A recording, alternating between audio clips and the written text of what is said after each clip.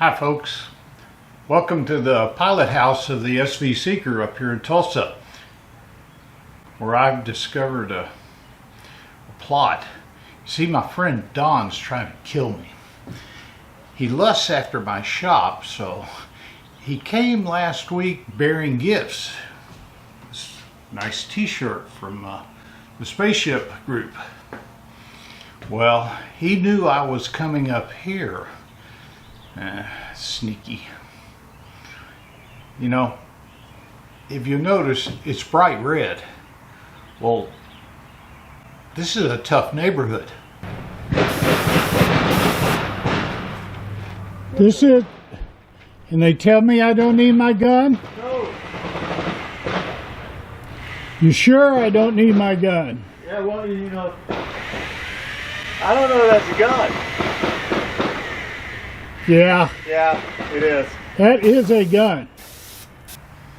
And he knows I came prepared. Yet, what does he do? He orders me the brightest red shirt he can find. To add insult to injury, if you notice, it's got this big white arrow pointed towards a headshot. Now, I'm on to you, Don. This no gift. My gosh, Doug's even mounted cannons to this thing now. Well, I can't go out and show you the deck right now because he's got me a target on my chest, so I'll be back. This is the aft cabin. Some of the porthole covers they cast. Hey Max, they copied us on the bunks up here. There's the hydraulic assisted steering. And Doug has made a skylight up into the pilot house.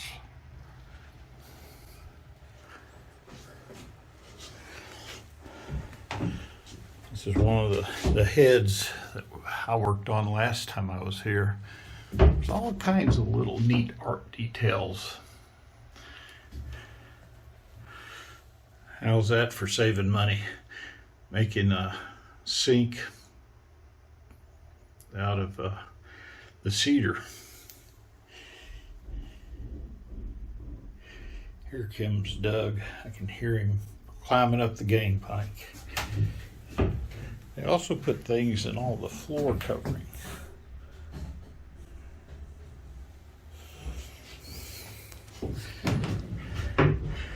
This is into the engine room. Sir, you sure are noisy. Trying to make a video here and you're noisy, noisy, noisy. This place has gotten 10 times more complicated than the last time I was here. My gosh.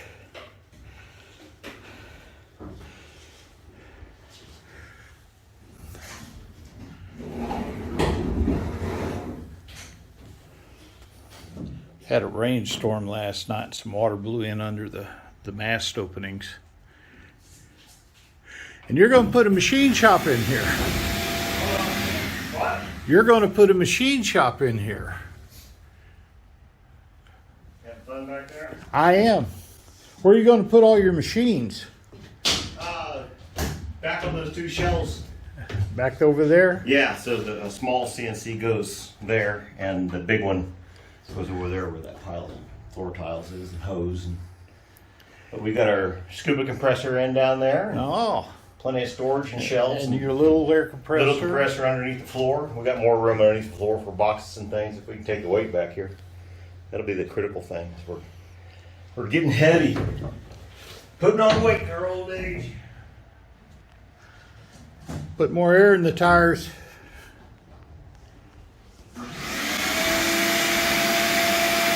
For the hatch going into the forward cabin. This is what I did last time I was here. Max and I Worked out the system for 4 bunks up here. There's a few rules when you build something for here. You kind of get free rein to do what you want to, but you got to follow the rules. One is you can't take anything down to the ground. Every one of these boards has to be easily raised. So it took me a while to figure out how to put that one post in. That's the only one down there. Max went ahead and cut all of the boards for the shelves after I left there. More sayings everywhere. You add a little lighting in here. Put those baffles to keep it out of your eyes. And that's all ports for ventilation.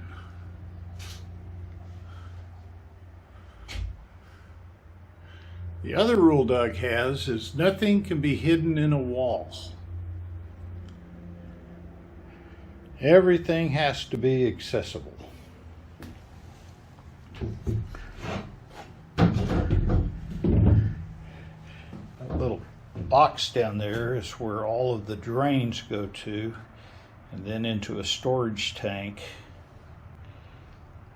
Kind of put him a filter basket in there to keep all the trash that could go down a drain. This is the inside of the shower head. I spent about 4 days of hell in this room. Fiberglass in the walls. Love how he made the sinks. Head. You got little carvings on the floor.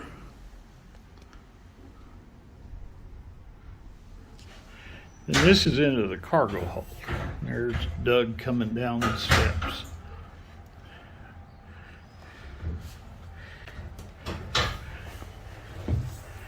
Today, Doug is the maid. He's doing the cleanup.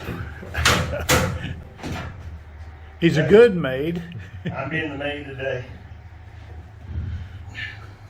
Pretty for the bilge rats. Did you make your own bilge rats too? You made everything else in here. No, China makes the bilge rats not cheaper than I can. They get almost free labor too. I can put you sewing some though. Made our sails. We'll make our cushions. Made our propeller blades and everything else. You did. Yeah. So if it wasn't for China, I couldn't afford to do all that stuff though. Yeah. The cheap tools they send.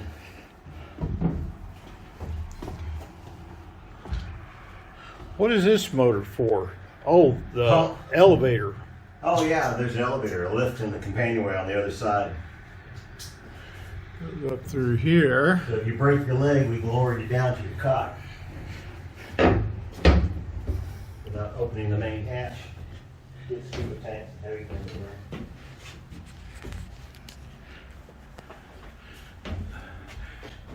there. Leads up, that hatch opens. There's that cable coming down. And this metal right here rides on those rails when they pull the hatch up. That's handy to have.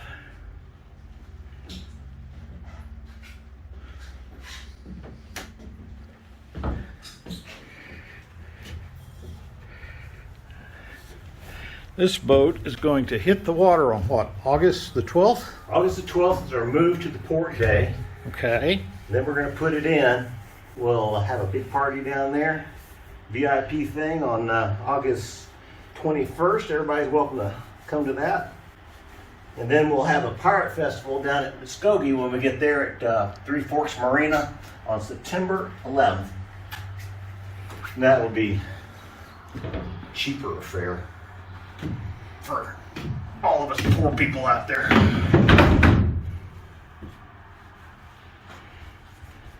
Every one of these floor plates can come up in a hurry. Great way to inspect hatches and clean up, run pipes, and store stuff down underneath there. What are these made out of? These are epay. Nobody's ever heard of epay hardly. Everybody's heard of teak. This is Teak's cheap stepdaughter. Haha. So it's Well, it looks like it machines even very well. Look at the detail on those. yeah, it cuts really nice. It didn't have much of a grain to it, but it's heavy. It's snot. It sinks if you put it in the water. That's why it's down here in the bottom of the boat. Part of our weight, the ballast. This is where the mainmast steps. Yeah, main mast comes down right to there. Up through that hole there. There's 3 masts on this boat. Mizzen at the very end. I forgot where the other one comes through. Foresail, 4 masts. Oh, up here at the very front. She's Chinese junk rig, so she doesn't have a jib out there. Instead, it's a sail. It's going to be interesting to watch that. Go down the ocean. It'll be one of the only blue water sailing through massive junks in the world. They do not do a lot of these boats anymore. Been a good 300-400 years since they were really popular. So what made you decide to make one? They're easy to sail. Okay. It's back to, it's the sticks and cloth and some string, and that's pretty much it. There's, one guy can run the whole boat. From the pilot From the house. pilot house in our case, because that's where the lines go back to. Not a lot of sail handling. They're also unstayed mast. So Right. there's no guide wires going up to the mast. So that means our deck crane can operate out from this cargo hatch out over the water without being impeded by, something to run into. And this is the cargo hatch. Yeah. Bigger than 4 by 8. So research equipment can come and go through there. And it can be brought down in here and set on the decks and washed off. There's pumps in all 4 corners. The water will just go down through this floor.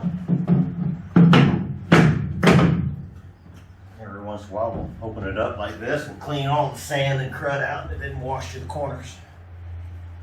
And there's fuel tanks. I remember those. Yeah, so there's a hatch for the keel.